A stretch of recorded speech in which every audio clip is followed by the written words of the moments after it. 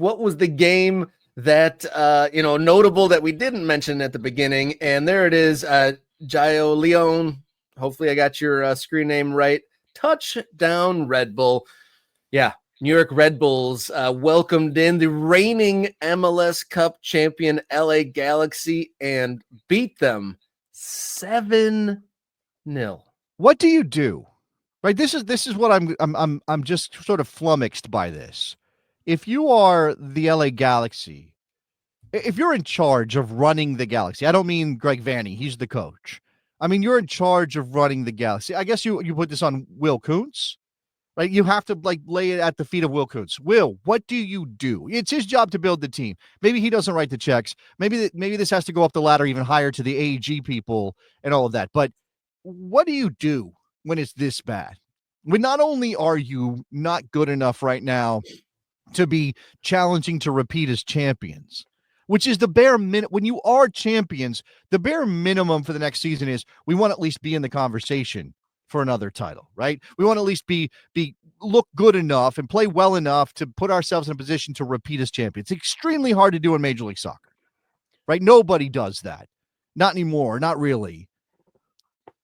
But you at least want to be in the picture, Rob. So now when it looks this bad, when you look at a result where you've given up seven goals, when you have barely looked competent all season, when your defense has been an absolute disaster, when you have given up 28 goals in 12 games, what do you do to fix? What is the thing you do? And obviously the window is closed, so you're not adding players, right? You're not bolstering your talent base. You have yet to win in 12 games. It's so dark and so dire a situation that the only thing that feels like it might fit the moment is firing Vanney, but I don't think that fixes anything. It's how much is too much. It's obviously they've been given all the million caveats in the world as why it's dropped off. No Ricky Puig, other players left, a couple injuries, but at some point there's got to be some reckoning point, right? What are you going to lose half the season, 2/3 of the season? At what point is too much? And, there's a lot of talk of promotion relegation in Korean American chatter areas. I mean, this just wouldn't be permissible in any other system, right? I mean, given the leadership in LA, a lot of leeway here. But at the end of the day, at what point is it just unacceptable? And again, what is that? Even if, let's say you come to the moment and you go, this is unacceptable. What is the action you take because it is unacceptable? Someone's got to be held to account that there was no replacements. I mean, they knew Ricky Puig was injured, right? Yeah, but there are constraints on them via the rules. And I will agree with what Ian says here that my first thought was when they had a bad start was that it had to do with Puig missing, but missing a creative midfielder doesn't explain letting in 7 goals. I would agree with that, right? There might be we take Puig out and the system kind of changes, and now we got to figure out how to account for the fact that we can't possess the ball like he does and advance the ball like he does and things like that. But you shouldn't be you should be consolidating defensively so you don't give up 7 goals.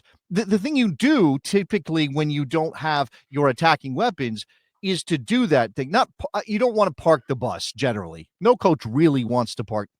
Okay, Sean Dyche wants to park the bus. Some other coaches don't really want to park the bus.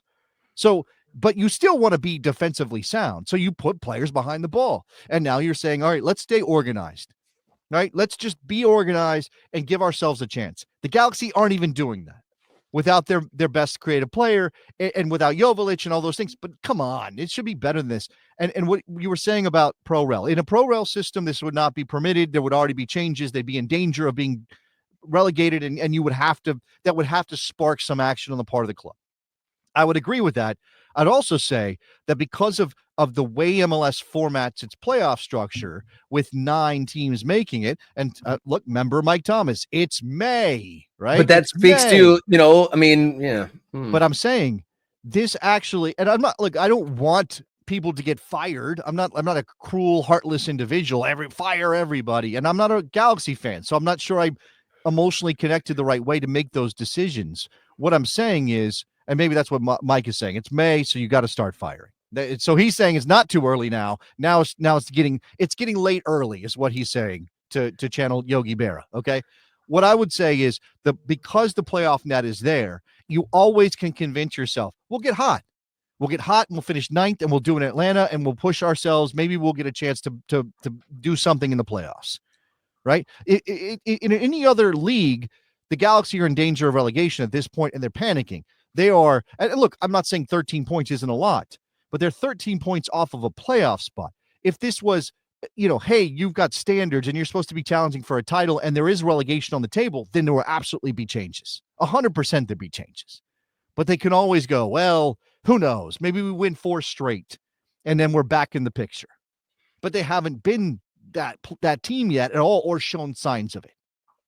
Yeah, we'll see. From my cursory research, it looks like this 7-0 drubbing equals the biggest blowout in Major League Soccer history. And Galaxy were on the other end of that score line a long time ago. It looks like back in 2022, it wasn't too long ago, there was a 7-0 in Philadelphia versus DC, Atlanta, New England, 2017, 7-0.